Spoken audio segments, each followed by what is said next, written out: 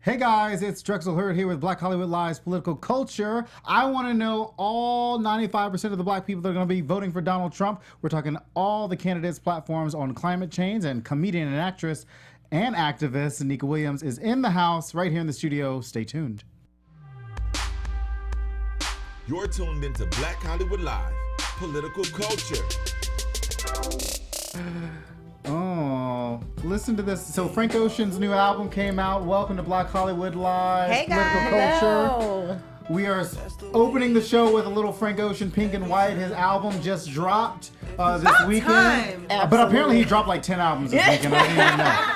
He dropped like 2. Like he thought he was Beyonce. Beyonce dropped 1. He dropped 10 because he hasn't been here for 4 years. He needed to, actually. But did you see all the videos? I didn't see any of the videos. You gotta go He underground didn't for have the HBO. He didn't have the HBO. He didn't have the HBO contract that Beyonce did. He needed to. Welcome to the show, guys. We've missed you guys. You can follow the show at BHL Political Culture, but you can follow me at Drexel Heard. Hey guys, you can follow me at Hey It's Lay. What's going on, guys? You can follow me at B Sorrells. And right here in the studio is this very beautiful. We have a lot of female guests. I know. I love it. I always am outnumbered. I think you like it though. I do like it though. It's the year of the woman. It is the year of the woman. It's the year of the woman. I'm joking. Comedian, activist, Yes, and thank you. actress Nika Williams. Welcome to our table. Yay! You can follow the funny where At Nika, Nika Will, Will.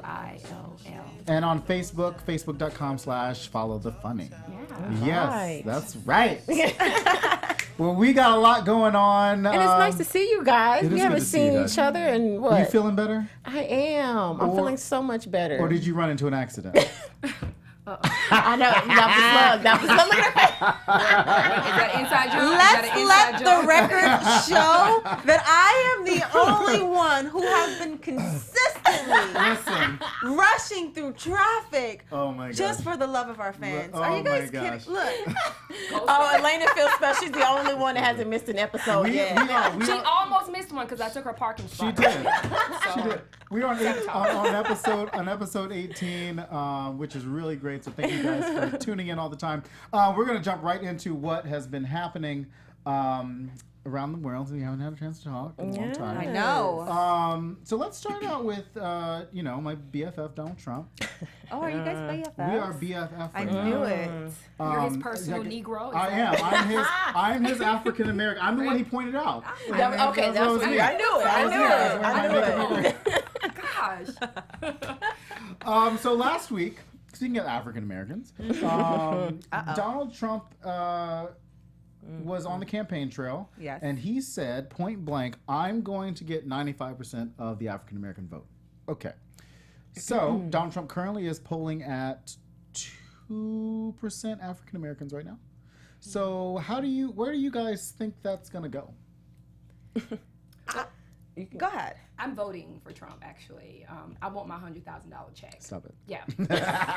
So I'm a part of that 2%. Right. Okay, I got to get paid. Okay. So, You want that? I don't know if y'all got the memo. You want that? but- You want that central casting check that they're still waiting on from the first rally. I just want you guys to know that I had no idea where you were going. I with did. that. You notice how we all got real quiet. We were Like I was like, wait a minute. She was cool off the air. Right. You know, you didn't give me no warning. I was like, wait a minute. She's a Trump supporter. Which for Trump. Which Yeah. would have made this show so much better. So much I was like, better. that wasn't in the EP. I don't remember We that didn't do in that the through email. We didn't talk about that. So much better. I wish. So 95%. What do you guys think? What do you guys think is gonna? Do you think that he's gonna? Here's my question. Okay, he's at 2% right now. Yeah. Do you think he's gonna get? So Mitt Romney, John McCain both polled 9%, 8% black. The vote. I mean, but it was Barack Obama. So where do you think that he's going to maybe reach 10%? Do you think black people are like like feeling him? Not like feeling him, but like Yeah. you know what I mean. I think he might have. It's probably going to end up being at like 4%. Okay, I was gonna Yeah, say no. five. Yeah, I don't was gonna see say him- 4. I don't see him Yeah. going up to 10. I'm actually shocked that it's at 2% right now. I'm gonna be honest, Well, and I Jill want to see Stein- what 2% is. Jill Stein is polling, so it's Hillary Clinton, Jill Stein, Gary Johnson, then Donald Trump. Jill Stein's polling at like 8%, Gary Johnson's at like 5 or 6, and then Donald Trump's at 2. But I don't know that his African American outreach is, where's Omarosa? I was gonna say that could be effective. I was just thinking when you're that. talking to a crowd full of white folks Right. trying to appeal to the black folks, that's the problem. Yeah. But you the gotta one- go to the hood. but Did you you're- not see the one that was off behind him a little bit when he was giving his speech Right. that he planted right there? That's our representation. That was his bodyguard, but that was the one black person. that was the one black That was the one black person. I think it is interesting that we haven't heard much from Omarosa since she's been appointed the chair of, his African American outreach. Yep. So I expected her to be a lot more vocal, especially because there's a lot of work that needs to be done if he does want his percentage to go up for African Americans.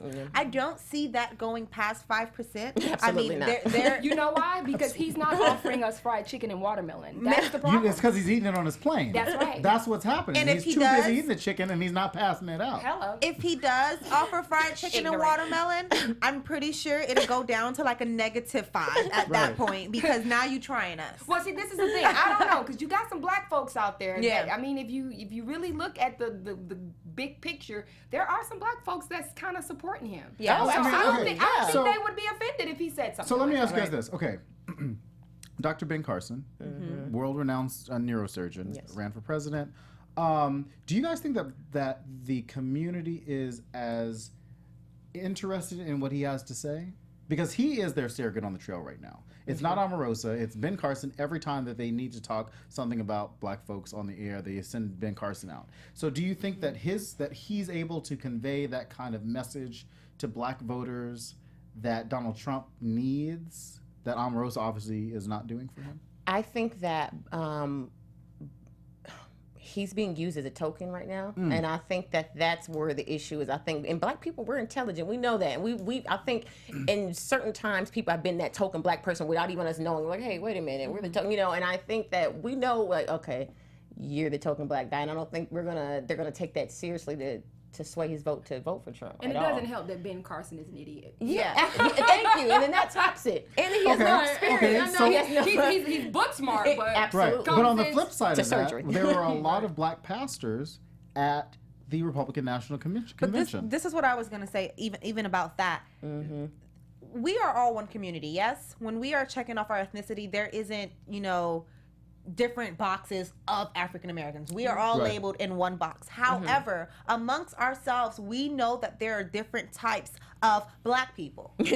And that's just the reality of it. Just if I were Caucasian, if I were a white person, there's a difference between the average American white person and someone that others would consider to be, I don't know, lower class or come from a different region. So within our own community, there's different just different subgroups. wokeness. There's different wokeness. That's a good one. You Different know, you got wokeness. people they're in comatose stage. I Right. mean, they gone. Right. So with Dr. Ben Carson, a lot of us can't relate to him. So although he's the token black person on the trail, it's like, okay, you're not telling me nothing that's gonna encourage me or motivate me to be on your team because you're black, yes, but what else can you relate to me Absolutely. in? Right. And we have different levels of wokeness. We have different subgroups. We have different. It's like this whole classism thing. We're not in the same box. You cannot speak for me just because you're black. Absolutely. You know what I mean? Right. So I think that's where Okay, that so is. so one of the arguments that Donald Trump brought up last week that I hear a lot about when I do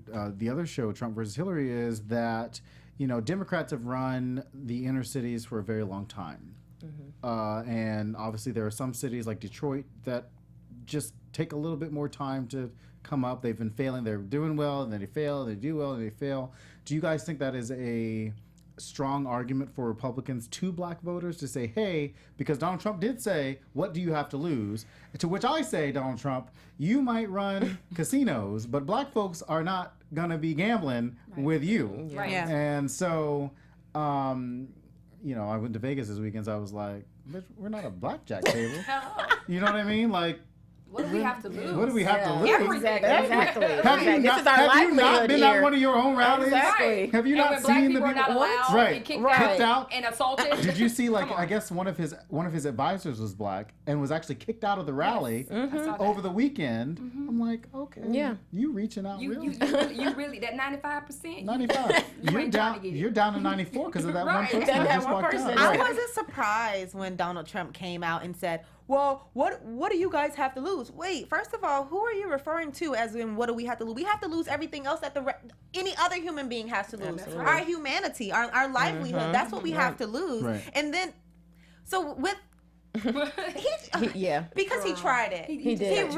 He really did try it, and I I'm just want to just snatch that toupee and Yeah. just like, And I Snatch don't, and then I don't like things. the statistics and what that he stuck to us. It was like he Right. put us all in one group. Like y'all already poor. Y'all don't got Right. nothing. Like as if you know what I mean. And so it was kind of was like great what? outreach. Yeah, like it was. like we don't have a brain. Yeah, you know what I like- mean. Like, and the reason we're in those situations and we have those statistics is because people like you, Absolutely. who's a slumlord, who basically take advantage of the the less fortunate, and it's like you're kind of like when you say stuff like that, it's like.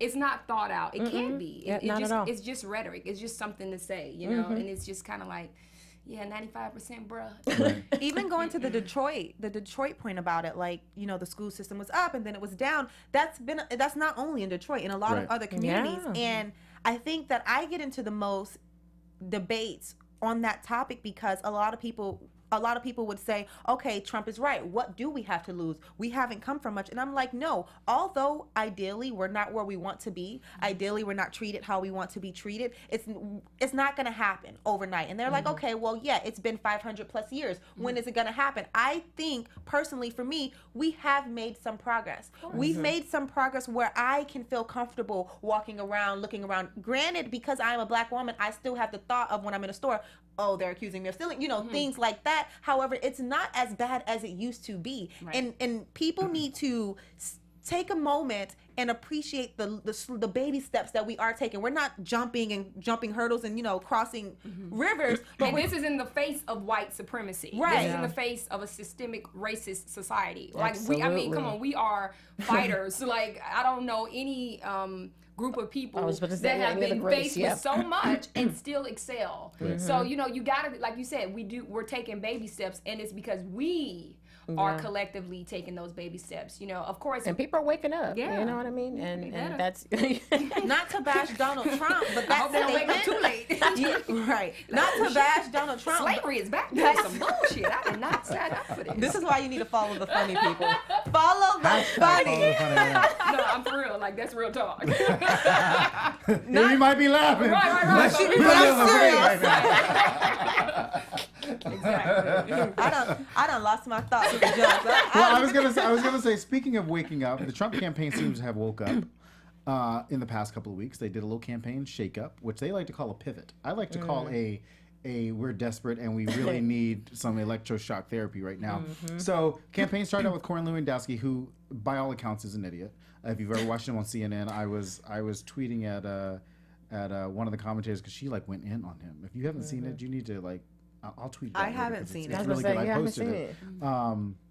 But like Cornel West is not very bright, and so then they went to Paul Manafort, who is like dictator lover, and then they brought in Kellyanne Conway. Now, I love the fact that they brought in Kellyanne Conway for the mere fact that women tend to steer the ship a little bit better in certain areas.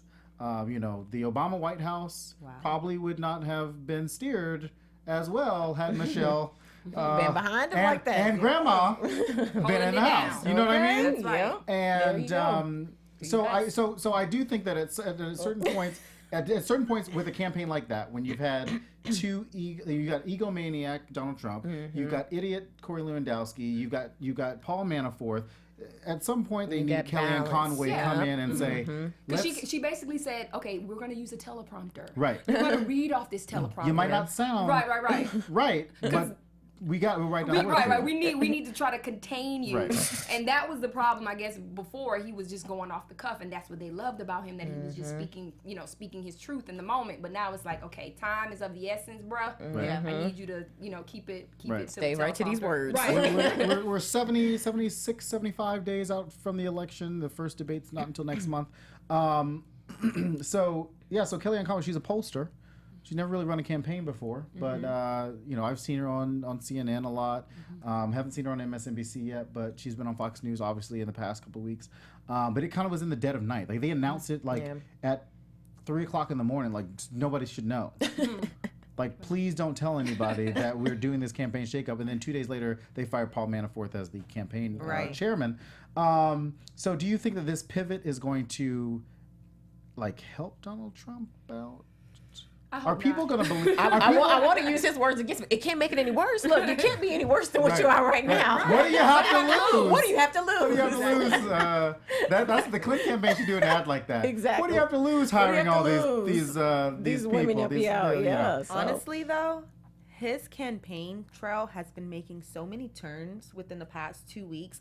Not good publicity. Like someone's either getting fired or quit or is no longer, supporting him. And I think that if he wants to be a strong competitor, because I always encourage, at least on the show, that we want the competition between who's running for president to be a strong competition. We want to pick the better of two, regardless of the party, for the nation. If he wants to be a stronger competitor, or the lesser of two evils, right? Not necessarily of the lesser of two evils. That may be the case for this election. So many people feel that way, but just for him to even try to be stronger in this competition, then maybe it would help. But I think that for me, it would just be better if he drops out the race. Well, he's not going to do. He's definitely not going to do that. Yeah, I mean, you got to think though. Trump is before he was a businessman. Obviously, he became a reality star. So any publicity for him, he feels is good. He loves it. He loves it. So whether we're talking bad or good, he's like, as long as y'all talking about me, I'm good. Yeah. Well, we definitely want to know what you guys think about where the Trump campaign is. It going to be? Is this new pivot with Kellyanne Conway going to be effective? I don't think so. I just think that Democrats. Here's and to your point, like he's had some kind of a couple of weeks that have just been really great. Some great moments, some really not so great moments. On the other side of that, the Clinton campaign hasn't really had any great moments because they don't do well. Democrats in general, across the board, and I say this as a Democrat, we don't do well at playing offense. We don't play offense well. So every time we allow the Republicans to bash, we don't attack better. We're better at the ground game. Clinton campaign, the reason the poll numbers are up right now, they're deadlocked in Missouri right now.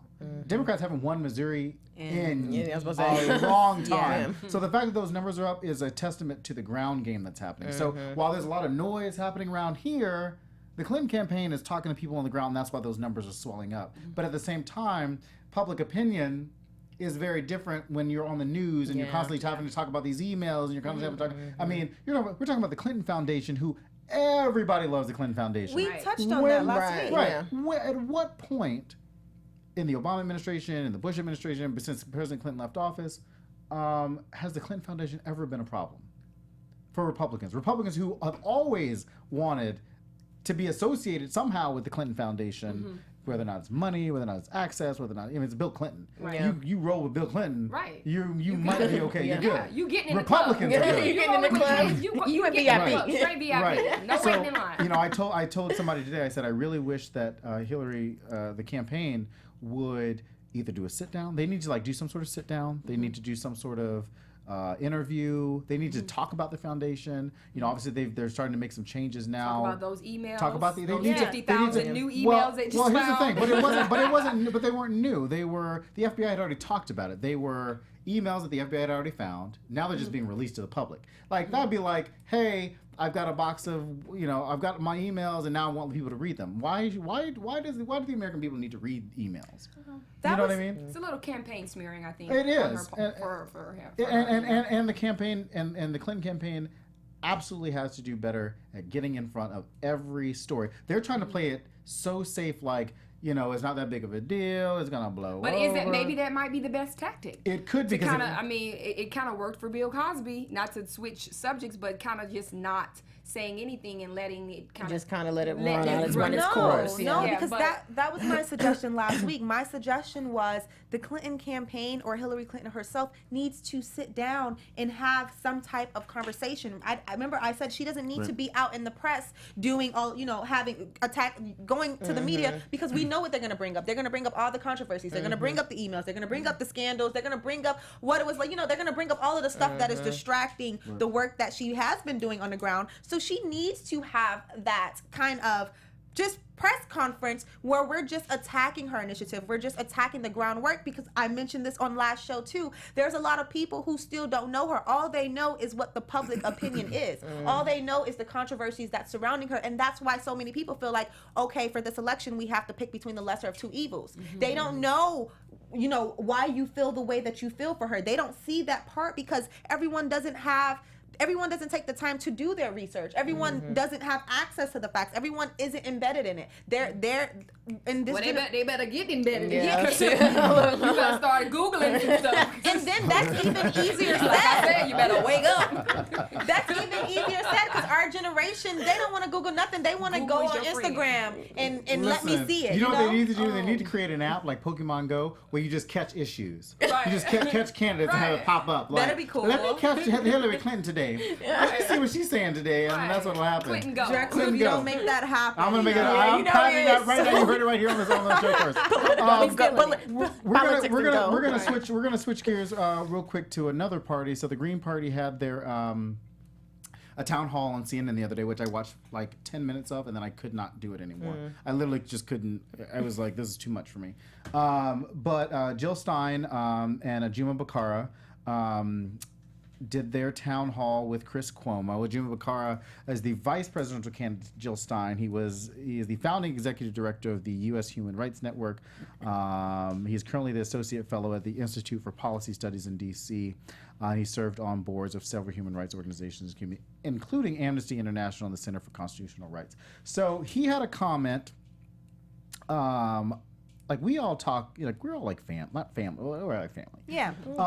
You know, and we've also all heard about, you know, whether or not you're in school, whether or not people call you like Oreo because you're like black and white. And all that. But then you don't have candidates out there talking about the President of the United States, calling them Uncle Toms and things like that out in public. Was it a black man calling? It was Ajuma Bakara who said it, but Cornel West, who was on the Bernie Sanders campaign, now a Jill Stein surrogate, has also said it. But he told Chris Cuomo that Barack Obama has let black people down by not taking a vehement stand against systemic white supremacy. And we talk a lot about at what level the president. Where does that line go for President Obama as a president of the United States? Look, I think Obama just need to wild out. You know what I'm saying? On the way it's towards the. I mean, it's towards the end. We getting there. You know, he just need to just come out and just be like, you know what? Right. This is how I feel. This is how I feel. I mean, I know that's not going to happen, but that's kind of what I feel like he's done a little bit of that. I think that the problem right now, even with Cornel West and, you know, etc., the problem is well, not even just them. A lot of people wanted President Obama to be the president for just black people. Absolutely. That's not what our nation is made up of. Granted, that's what other presidents may have done to us as a culture. They may have only presidented. I made that up. They may have only presidented the white folks. You know? Like we. I feel like as to play to us as black people, we've always felt excluded, especially by, you know, majority of the previous presidents. So with President Obama being the first African-American president, I feel like a lot of us wanted him to just president the black folks and do the white folks how the previous presidents have done us. But that's not going to be effective. That's not what's going to lead our nation forward. You can't have that expectation. Yeah. Cornel West called President Obama first he called him a black mascot of Wall Street oligarchs and a black puppet of corporate plutocrats. He also called him a Rockefeller Republican in blackface in 2012. But then again, he's probably off his meds. He probably Cornel was West off said his that. meds. Cornel West said that, and you know who went on the road with Cornel West? Tavis Smiley at the same after those comments. I saw So, that. I didn't want to believe it. But. So Cornel West, Harvard, Princeton graduate.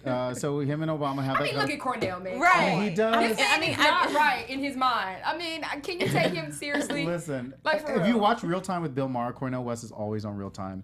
He is obviously one of the most intelligent speaking people. If you ever watch him, you're like, I was about to say, I don't even know what you're saying right now. But okay. I mean, to call a black mascot of Wall Street oligarchs and a That's black what I was puppet about to of say, I'm plutocrats, like you use some big words Right. there, Yeah. Mr. Let me West. look in the dictionary Right. and I'll get back with Let you. me Google. If I Let me agree or Google. Let me disagree. Google plutocrats while I'm trying to figure out what Hillary Clinton's positions are right now. Right. That's what everybody needs to be doing right now. ugly arts, plutocrats, and Hillary Clinton's positions right now. But in 2007, Cornel West was out with President Obama at the Apollo Theater and did a fundraiser for him when he first started running for president. So I'm like, so I think there was some. I think Yes. something. I read a story one day that said that President Obama didn't invite Cornel West to the White House. Something happened. Okay, so he's in his feelings. And he is got what- it. Yes, okay. and he was. I wouldn't be Because surprised. I'm like, when you said, I'm like, wait a minute, are you sure? Because Cornel West, like you said, I knew that he was backing Barack Obama at one point. Right. So I was like, huh? And there was an article, I believe, maybe Roland Martin wrote it. Somebody wrote it, where it was like the ghost of Cornel West. You gotta do the article. I don't know what publication it was in, but it was the ghost of Cornel West, and it talked all about Cornel West's history and his history with President Obama and his history just in this what he's talking about right now. So, do you guys think that those kind of comments are appropriate at, just kind of appropriate? Not at all. First of all, he sounded like he was making those comments in a middle school classroom. I don't think that they could almost be seen as kind of like threats to the president, depending on how sensitive and how thin his skin may be, the way that you are attacking him. However, I do believe that if that is how he feels, then he is able to express himself, but I do not think that it's appropriate. Yeah, and here's the thing about Cornel West. He's like you said, he's a very intelligent man. And the things that he does say is true. There is, we can't be blind to it. There is issues going on in America. There is things going on with the system and supremacy. But I think that he's targeting his anger at the wrong person. Well, we're not even talking about Cornel. We're talking about Ajit Bakar, who's actually on a ticket. Well, with Cornel West. And so I think that, with Barack Obama, I think, like you said, he's not just for the black people. You know what I mean? Yes, it's very wonderful that, a black child was able to see an image like that on TV and say, I can be president. Yeah. That's important just as much as, you know what I mean? But I think that, like you said, Barack is going to be for the people and not just for a specific race. You know what I mean? So. And we all know you don't talk about the black man. Exactly. That's like not in front of company. member. You know what I'm saying? Keep You it like, in the family. At a You wait till barbecue, we get home and, behind the close the house, doors. drinking a beer, Because- eating a burger, maybe, but not on national TV. No, you can't do that. And it's already hard, and we talk about. I mean, I don't talk about it enough, but it's already hard when you got other races bashing the president. They don't need any more fodder. Right. They It's don't like need- your cousin Tukey. Yeah. Like you love Tukey, right?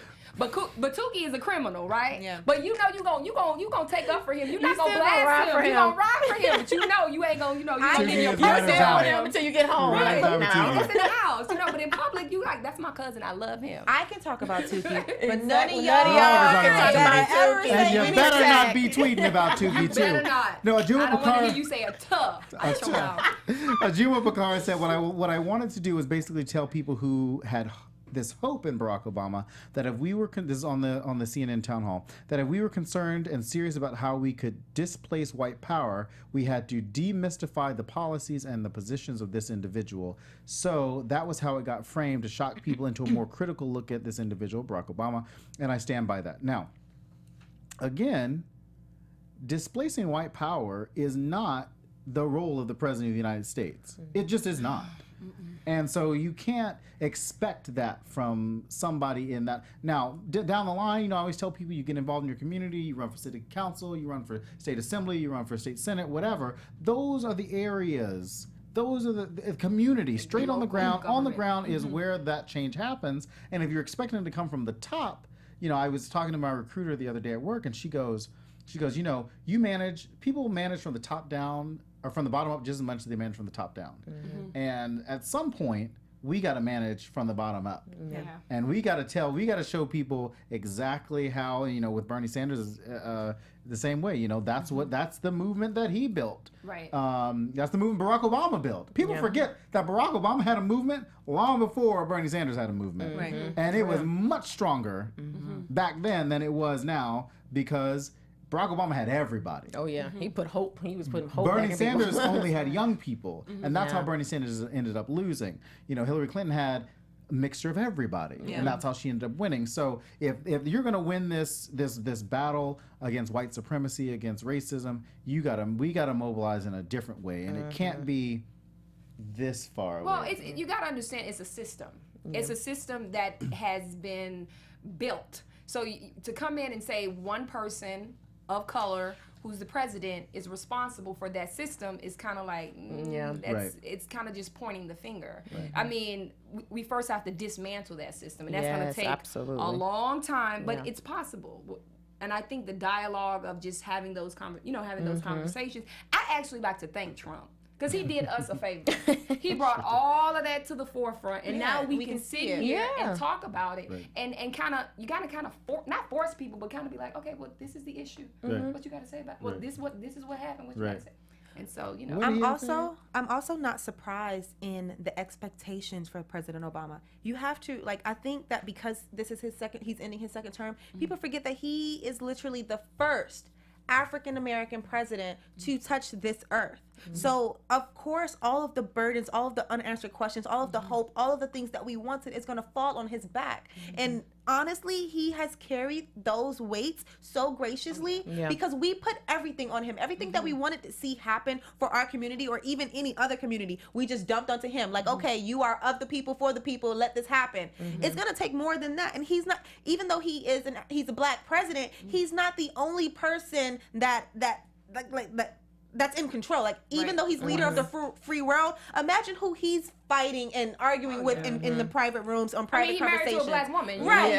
Right. So there's going to be a lot of conflict and things like that, especially when they're both strong-willed. So not only is he taking our flack, but I know that he sees it. I know that he can relate, but it's so much bigger than just, these are our complaints, make something happen. Well, we definitely want to know what you guys think about Uncle Tom Obama. Yes. I'm just. Let it go off the I'm like, yes, no. No, yes, no.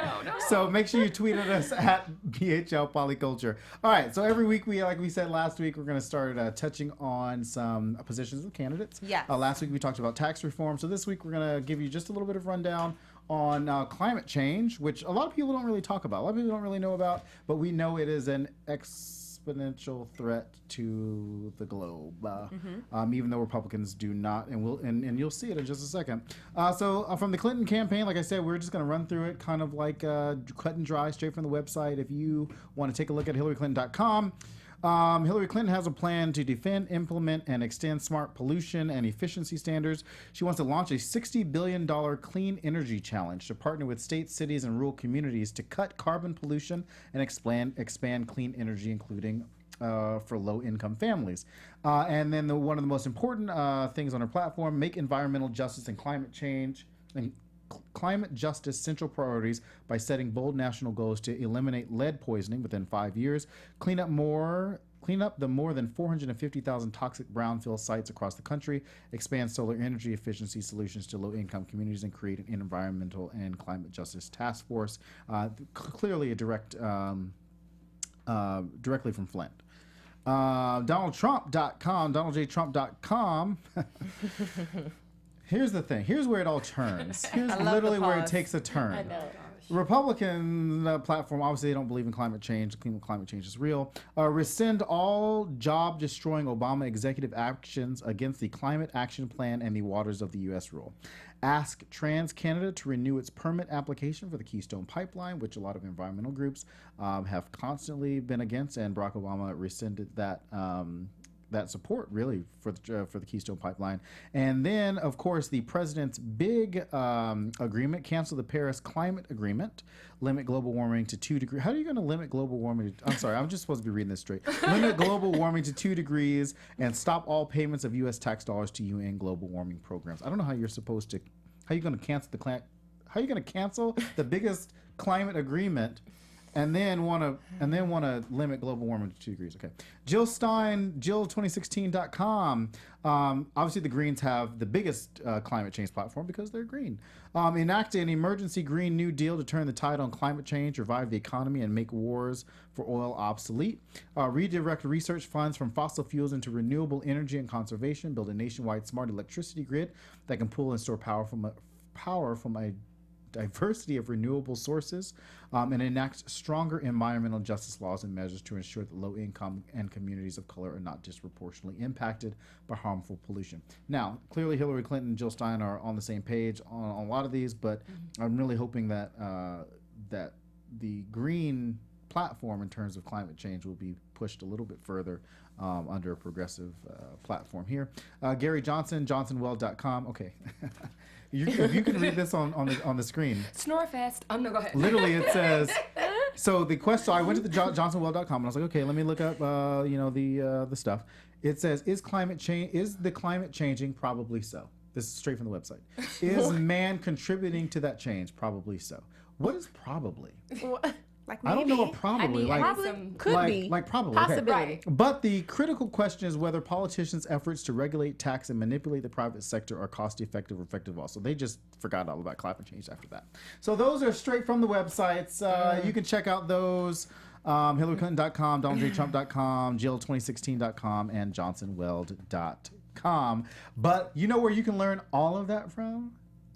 At the General Assembly. Oh, yeah. Yes, you can definitely grow in the marketplace and look for hire. So if you're looking for a career in tech, maybe business, data, design, or marketing, trying to get that promotion or raise, to excel in your career, you need 21st century training and skills. General Assembly is the largest and most respected school worldwide for people seeking to grow their talents and master the marketplace. Whether it's learning remotely online or in person at one of their beautiful campuses, you can join the 350,000 people who have already gotten the training needed to prepare careers in tech and business.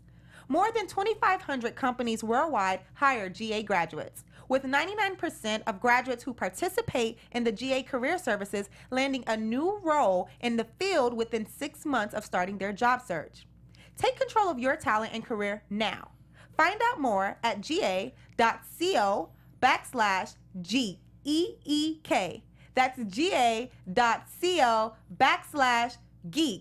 Enter the promo code GEEK, GEEK, to save on your first class, workshop, or event. That's ga.co/geek. Keyword geek, GEEK. I need a job. Geek. That sound fancy. So you guys can check out the General Assembly. They've been great. I talked about it a couple weeks ago where my friend literally randomly pointed it out to me. So hey, Nika Williams. Hey, What's going how on? y'all doing? We talked all politics. I know. But we gonna talk about you. You just said you need a job, but we know you got plenty. Plenty of jobs. Well, you know, I'm a working actor, so you know, us working actors, we got our ups and we got our downs. But I'm blessed to be on Greenleaf, on OWN Network. I have a recur. I play a youth pastor, getting Preach. the children right, you know, saving their lives because they heathens. But I mean, yeah, it's been fun. It's been fun working on that show. That's Where does your passion lie when it comes to how active your activism is and relating it to the election that's happening this year? My thing right now is getting people educated, and I know for me this is a new arena because I used to just be a actor, you know, just trying to get gigs, and then I'm like, wait, it's got to be more to this. My platform just can't be me trying to be on TV or trying to do some stand up. So that's when I became involved with Black Lives Matter, and people want to know like what's their platform, what they got going on, how are they affecting the community. And so my thing is taking that information and basically kind of giving it to the public or putting it on my Facebook or my Twitter. So just kind of being a conduit in that way. Okay, so just sharing more of the mission statement and the vision for the organization. And where I stand. Yeah. You know, I'm very passionate about my people, you know, and so my first priority would be like, your life matter, and if you don't protest, if you don't post anything, just know that walk in that confidence. Just if you just confident, that's enough for me. Yeah. So with where you stand with your activism and you know being a voice for Black Lives Matter, how do you? I know we kind of talked about how Trump feels about the whole 95% and et cetera like that. What do you think will happen for the Black community if he actually becomes president in November? This is what we have to really pray on. Yeah. Because at the end of the day, it's out of our hands. Whether it's Hillary or Trump, we all know that Black people, they get our votes and then they forget about us. So we have to just understand and pray that whoever's elected have discernment. And that's been my thing. Like, because at the end of the day, like, we're voting for a president, but let's not also forget that all 435 seats of the House is up for re-election. And well, not all of them, but a majority of them. But also judges, also initiatives, also local government. That's where we have to get involved. We can't just vote for a president and be like, okay, I've done my part. No, read the initiatives, read what's going on. Like, take this time right now to get educated.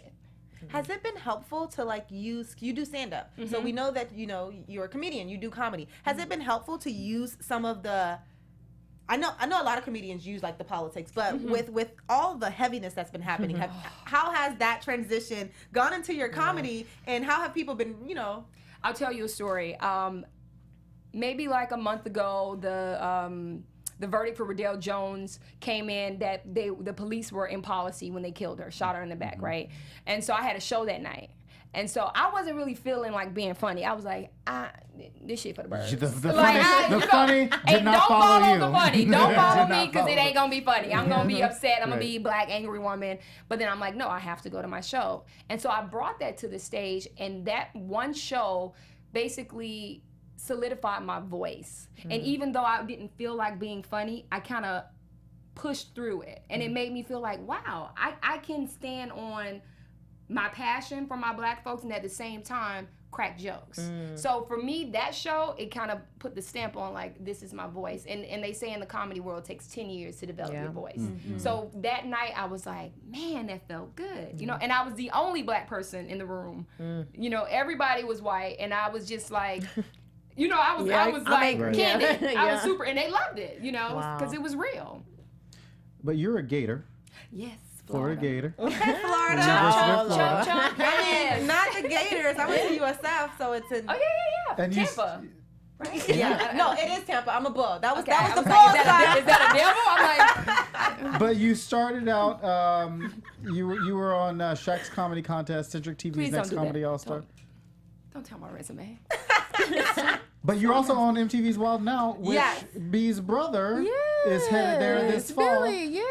It's airing. And we It's did- airing now. It's on right now. And we did According to Him and Her together. Yeah. Oh, That's Small crazy world. ass. You know, family. He's still wearing that one leather glove.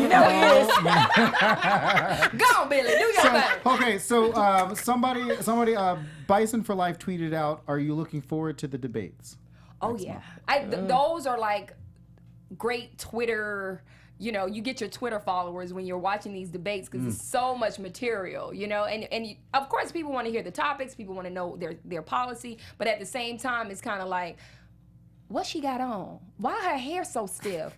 Why is his toupee leaning to? You know, you just start picking at little things, and that's fun for me. Right. You gonna be tweeting live Oh, during the debates? yeah. We'll be tweeting All live, so day, you guys all have to day. follow us. That is very exciting. Yes. Yeah. So what's next for you?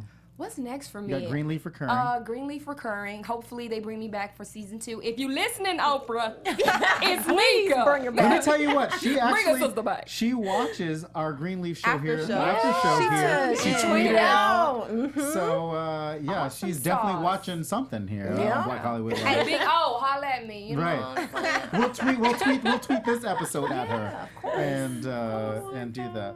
Yeah. So I'm sorry, what else what's, is next? what's next? Yeah. I'm actually working on a project. I can't really talk about it right now, but I'm preparing for a role. I think that's gonna kind of put me in. This is me projecting. This is me claiming that. So it's something that I'm working on. I can't say right now, but you know. But stand up. I'm always doing stand up around LA. Yeah, like I said, I'm a working actor, so you know. I did want I to ask this real quick. So, because you're involved in Black Lives Matter, you're involved in Black Lives Matter here in LA? Yeah. So, right now, as you probably know, they are taking over City Hall right now. Right, decolonizing. Decolonizing City Hall. What is your position? I mean, I know, what is your position on Chief Beck? Well, I'll say this much. Just by going to the police commission meetings on Tuesdays and just seeing his behavior towards the families that have lost daughters and sons, it's not good. What is that? What does You that? know, What does that mean? what Like, is not explain good that. mean? It's just, it's very disconnected. It's very, you know, he's on the cell phone, he's on the computer, totally unengaged. Just like, dude, these people are coming here pouring their hearts out and they just want answers and you're not giving answers, but you can go and hook up with the game and snoop and have this whole, you know, campaign to lessen violence, but it's like, but people are coming every Tuesday. These are the people you need to be hooking up with and talking to, because these people want answers, and you're like, you're not giving them to the family. So it's like, yeah, hashtag fire back all day. He has to go. Do you think that so police chiefs in certain cities are elected, like a sheriff or what? Like a sheriff. I mean, this is not the flyover state. Like officials. Like I was saying, but Chief Beck being appointed, do you think that he has the answer to the community in that way, in the way that you were saying that he does, or does this directive or this connection have to come from the top down with being Mayor Garcetti, and then this is what he needs to project out? Well, it's just like what you just said. You know, you can't look at Obama and point the finger. You got to start at the ground level, and that's the ground level is the community. So if you're not engaging with the community, then you're kind of like not really interested in change. You just want, and he's been reelected, so it's kind of like Garcetti and Beck. They both been in for 2 terms. Beck that's the whole thing, getting rid of him. But yeah, I don't know if he's really interested in or really hearing people. Do you think that his disconnection? Sorry. Do you think that his disconnection has a lot to do with being a police officer in general? Like, do you think that some police officers, this is what they do every day. They see death every day. They just are somehow. I'm not excusing the behavior. I'm just asking, some people tend to be a little bit more disconnected because it's what they see every day. This is what they do every day, and if they get too connected, you watch Law and Order, and they always talk about, Mariska Hargitay getting in her feelings on the show, and and so do you think that has a lot to do with it, because he's been doing this for however many years, probably his more over 20 plus years now? Do you think that disconnect has a lot to do with the fact that he comes from this world and that's all he knows, and he doesn't want to get too connected to that?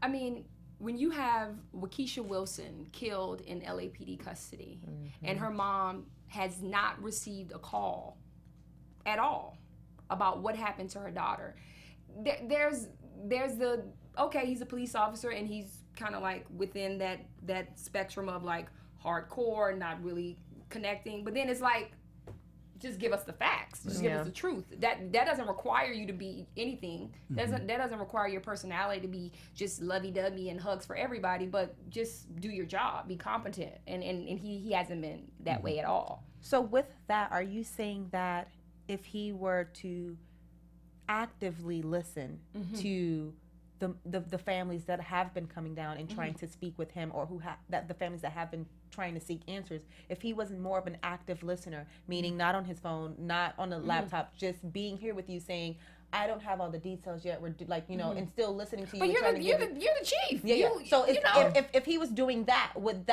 hashtag of fireback not exist, or would you still be like, nah, he gotta go? Well, LA is the most murderous police department in the country. They've murdered, I think they just murdered 2 more people within the last 2 weeks, maybe up to 23 or 24 people. So if you're in the year? Within this 2016. Since 2016. So it's like, it's not just a year. Yeah. It's under your reign, under your command. It's like, yeah, you can sit there and have this behavior of like, I don't want to deal with this, I don't even want to be here. But then you can also have the attitude of like, you know what? I do want our communities to be better. Yeah. That's not his stance. I don't think it is. And if it is, it's not vocal enough for the community. And that's what we need. And I think that's the same situation that's happening over in New York. The police chief stepped down in New York City. Mayor de Blasio reappointed a brand new police chief who might have a better pulse of New York City. But I'm interested to know is, we're talking about in LA being the most murderous city. It's also the most populous city in the country. So how do you measure that by saying you've got 5, you've got just a large pool of people. So of course it's going to be so more. The pool is going to be more. And how do you compare that to the smaller cities? How does that work in terms of the messaging? Well, to people who who's I'm playing devil's advocate because who's looking at it compared to other cities. And it's not just the numbers; it's the overall climate of LA. It's the overall over-policing. It's spying on the Black and poor and brown communities. It's I mean, come on. We know what it is. So whether it's 12 or whether it's 25, it's the overall climate that people of color, brown people, and poor people have to deal with on a daily basis. I mean, how can you shoot a woman who's not even 5 feet? Riddell Jones was not even 5 feet, and 4 officers couldn't contain her. That's, you know, to me that just seems like there's no method to really de-escalate situations. It's almost like that situation in North Carolina that happened over the weekend with the death. That was just guy coming. I mean, well, to put it into context, you know, he was driving 8 miles. You know, they with the lights on, like they were behind him for 8 miles. So they must have assumed that it must have been a police chase or something he was trying to get away, but they didn't really. It didn't really compute in their head. So they're already on high alert. But somebody mentioned that there might be laws that the cars have to be equipped with some sort of something to let cops know that there is a deaf person in this car. And to your point, how do you de-escalate? You know, they have to do better at de-escalating situations like that before reacting. But then on the other side, somebody might argue, but if you react too slow, something could happen. So how do you explain that part to people where you say, oh, well, we want to keep police safe, but we don't want them to react as fast as they do? Where does that? It's not a reaction. It's not, okay, I'm gonna pull out my gun real quick. It's assessing the entire situation. And it's knowing, I mean, of course, you're a police officer. You want to make sure that you're using your training in the best way possible. You don't want to put yourself out there to be killed or hurt or whatever. But at the same time, you know, it doesn't make sense in all of these situations we've been seeing that's been popping up where it's kind of like, well, to us, to the civilian, it's like, well, why would you shoot somebody in the back? Or why would you shoot into a car? And that's not protocol. Why would you? It's always these whys. And then that becomes the kind of attitude that the public have towards police officers. Like, you know, why not tase? Why not, you know, certain things that they could do besides killing somebody and unloading, you know, onto somebody's body, you know. So. And that's the same thing that the comedian D.L. Hughley said on CNN. They were interviewing him, and they were saying the same question, like, how do you feel as far as policing and them, you know, de-escalating a situation? He said, you know, if your first thought is to shoot, your first thought is to pull your gun out, you need to be doing another job. There's a plenty of garbage jobs you can do or whatever, because for you to think, oh, this is how I can de-escalate, instead of tasing or talking or even finding out if that gentleman was even deaf before getting out and shooting him within 10 seconds. You know what I mean? So I think just the caring, the humanity part of policing, I think, is not there, you know, as far as the training that they get. So, you know. That's what it is. What would you like to see happen moving forward? Like with how active you are, what would you like to see happen moving forward? It could be short term, it could be long term. That's a loaded question. Well, I want my Mazda to be paid off. Pay that car note off for the month. I want some dubs. She's still got $100,000 from Donald Trump. Within the community. Okay, within the community. I think for the Black community specifically, I think there needs to be a level of wokeness, and that wokeness needs to be permanent. It can't be we woke 1 minute because something happened, an unarmed Black man was killed, and then we just kind of doze off, and then we back up. So we have to kind of like wake up and stay up, and that's gonna require us getting off the Instagram, getting off the Snapchat, Googling the important issues, and really being active. We all have a platform. Every one of us. Everybody's looking for a leader. Where's the leader? We have no Black leader. You are the leader. You know, you look at Sandra Bland, and you know, God rest her soul. I'm like, we wouldn't have never known who she was if she never posted those videos. You know what I mean? So within her just standing in her Blackness, she became a leader. And we have to make sure that we don't become numb, and we just have to move forward in a way where we're confident, we're educated, and we're also not going on TV calling no Baba Uncle Tom. That's what we got to do.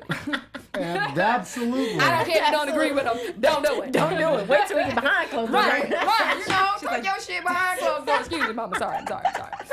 And where can we follow your funny in real life? We know that you do stand-up shows. So if we wanted to go to a show to get this in real life, you know, we got it. Right. Y'all Y'all need need to get it. to get it. Y'all need to get Where it. can we go? Just go on my Facebook, go on my Instagram. All my social media handles are at Nika, Nika Will. I post my schedule up for the month, and so yeah. Oh, that's really awesome. And Facebook.com/follow the funny. Yeah. That is very exciting. As always, there's a lot of other things that are also happening in the world. But B, tell us what's happening in this world. What is going on? There's a lot of stuff going on in the community and around the world. So first off, I want to talk about the White Lives Matter rally What an interesting that happened. transition. And y'all know I was embarrassed because it happened in Houston, Texas, okay? And I was like, come on, y'all, really? It happened right there in 3rd Ward, right by my college, Texas Southern University. And it was at the NAACP building. They stood in front, had their signs up saying, screaming out, had assault weapons. They had it all. The whole 9 yard there in the front screaming out White Lives Matter. And so, and y'all have to understand that 3rd Ward is it's a predominant black community. And so I know, I can just imagine the faces of these college kids walking by like, who in the hell? People doing that. And so police were there to try to make sure that that didn't happen or that they didn't erupt. And so it was But very what were they interesting. protesting?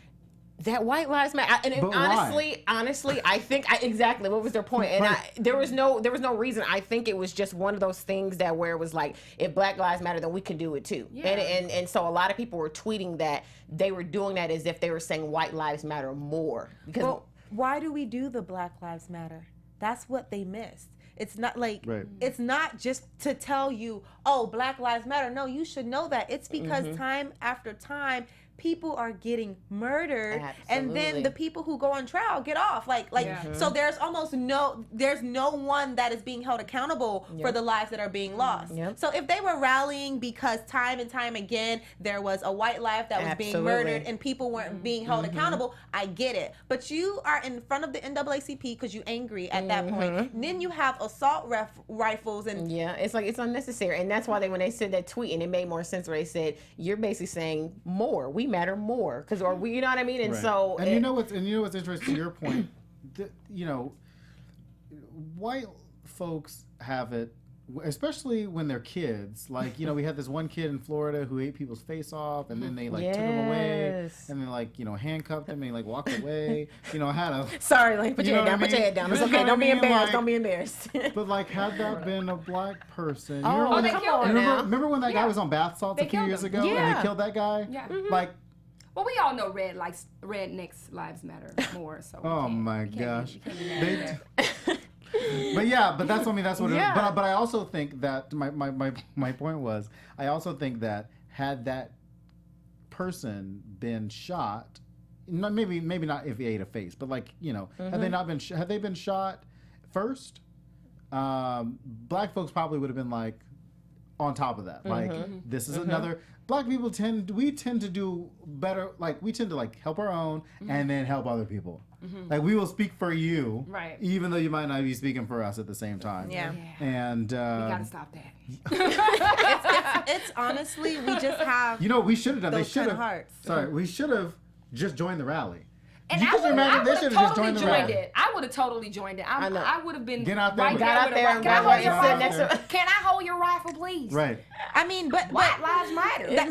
That's the thing, though. We could have joined and just said, yes, white life. You are right. Yeah. It's not that they were wrong. It's just the heart posture in which they did it, the fashion in which they did it. Yeah. Even when Black Lives Matter are protesting, we aren't protesting to say you suck, you don't matter. We're protesting to say, listen, we need the same regard. Yeah, you know what I mean? absolutely. So and then next up, the Louisiana floods and New Orleans, and that's been going on.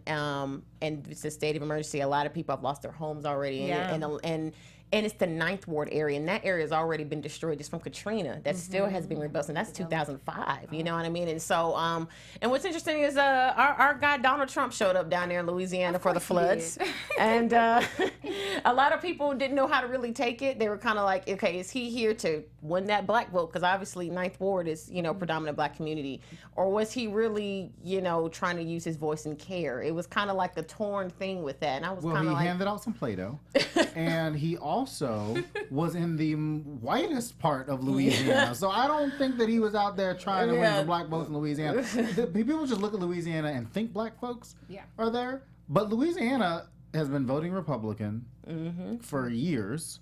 They may have a Democratic mayor, a governor, and Mary Landrieu from there, and a lot of mayors are, on the ground people there. But for the most part, they tend to vote Republican at the federal level, and they are certainly not helping black folks. I mean, this is not people are trying to compare this type of this flood right now to Katrina, and it's not. It's the not. levees in Katrina broke.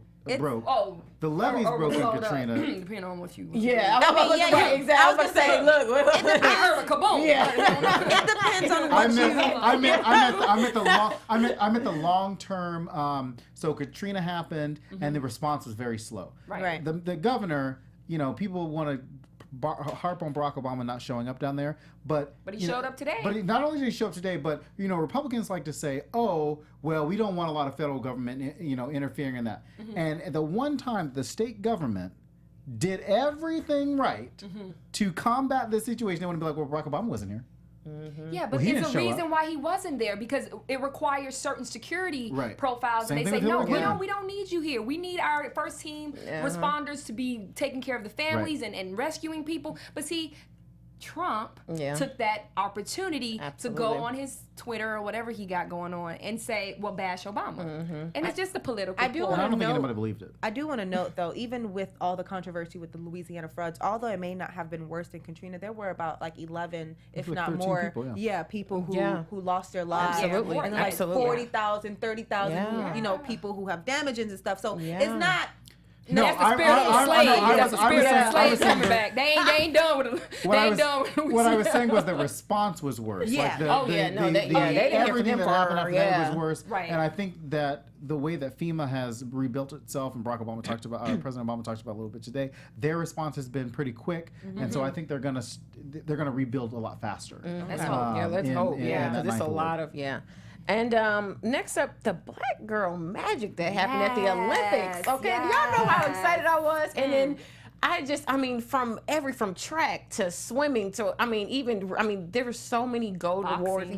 Things I didn't even, I'm like, what? So to see just so many black faces win so many awards, and Simon and Gabby, they won theirs. So to see that, a lot of people were surprised. And it was a joke that I seen on Twitter, and they were saying that they felt that the black people got together this year and was like, we're going to get all the gold, and we're going to rack up. We're making America great again. We're going to win these gold. What's literally funny about that is I have an elder white man as a mentor, right? Like, one of the ones that you would almost look at and categorize as a Trump supporter. you would, just if you were judging off appearance. And we were having a conversation, and he told me, you know what, Elayna? This is literally the year of the black woman. He said, right now, although there's so much happening, right now is the best time to be a woman and to be black. And these women at the Olympics definitely gave us more to brag about. They did their thing, man. It was incredible. And then they even talked about swimming. They're like, well, black people can't say that we can't get our hair wet. We don't get our hair wet. We're going to jump in there again. Right. And then lastly, here we go. Here it is, y'all. My favorite time of the day. My favorite issue. El Chapo is back in the news again. They won't give El Chapo a break. And so we were just talking about before the show that I had texted him and told him, like, look, El Chapo's back in the news again. And so that's been our running joke that we always talk about. And so his two sons were kidnapped, or one of them were kidnapped, and they're still searching for the second son. But they're trying to see, it happened there in Mexico, and they're trying to see, basically get all the pieces as to what happened. And El Chapo's not having any good luck. I mean, really. Yeah, but he keeps getting out, so he gets a lot of luck. Yeah, right. He has a no, lot that's of true. luck. That's true. He now has his escaped sons, more on the times. other hand, not so much. So let's hope that let's hope his sons are found. They don't know. Well, my thing is this: your dad is a big drug lord. Why you ain't got no security? That's what I'm saying. Right. And I know, I know Atlanta rappers with more security than them. That's what I'm saying. I'm like, wait a minute. I know. Where the guns at? You just eating a burrito and somebody just come and snatch you up. That ain't Like you got your dad is the biggest drug lord since Right. you know what I'm saying. So He escaped. You Tony couldn't escape Montana. either. right. Come on. You got both sons. You got both It's sides? a 2-for-1 Listen, special. here's what I said. You need to go to Trump Tower and find them boys because you know Trump done kidnapped them boys. Oh, I know. That's been his own joke. That's it. Trump is El Chapo. Trump is El Chapo. Hilarious. You Trump is El Chapo, and the I won't boys be are in Trump Tower. So that's what's going on around the world, guys. Well, thank you. You guys. I mean, it goes back to what Nika said. You guys got to pay attention. Google, read the news, Yes, stay out. do You your know, research. when you're playing on your phone and Pokemon Go and all my that gosh. stuff, and listening to the Frank Ocean album, take a minute to look at all the candidates' websites. Google a little bit of the news. Download one of the news or one of the apps, AP, Politico, the New York Times, any of those, and just read a headline or two. Even more with the climate change and the topics that Drexel's Yeah. bringing you with the things that can be found on their websites. It's more than getting the information from us. Go to the websites and actually take the time to read through it and digest it for yourself. And if you can't read, get somebody to read it to you. Yes. It's just that simple. It I'm is. sure you got an educated friend. Everybody got to have an Call educated friend. Fantasia. She You learned. know what? Stop saying no. I'm done. Shade is real. I'm done. Now, what Fantasia ever do to you? What she ever do my to you? God. I'm done. Well, look, thank you, Nika, for coming on this show Thank today. you. We had a That's great. hilarious. Make sure to Talented. follow her at Nika Will and Facebook.com/follow And the keep up with funny Greenleaf. It's and- good and now. Yes, yes, yes. Juicy. What's her name on that show? Who's the matriarch? Lynn Whitfield. Oh my gosh, she's Oh, so good. she's- You can follow me on the web and everywhere at Drexel Heard. Hey guys, you can follow me at Hey It's Lay. You can follow me at B. Sorrells. We got a very special guest coming next week. I say special guest because he's a millennial, so it's going to be great to have him on the show. And we will see you again next week. Bye. From producers Maria Menounos, Dario Kristen, Tiana Hobson, Keven Undergaro, and the entire BHL crew, we would like to thank you for supporting Black Hollywood Live, the first online broadcast network dedicated to African American entertainment. For questions and comments, contact us at info@blackhollywoodlive.com. Like us on Facebook, tweet us, or Instagram us at BHL Online. And I'm your BHL announcer, Scipio. Instagram me at Planet Scipio. Thank you for tuning in. Hollywood redefined. The views expressed here are those of the host only and do not necessarily reflect the views of BHL or its owners or principals.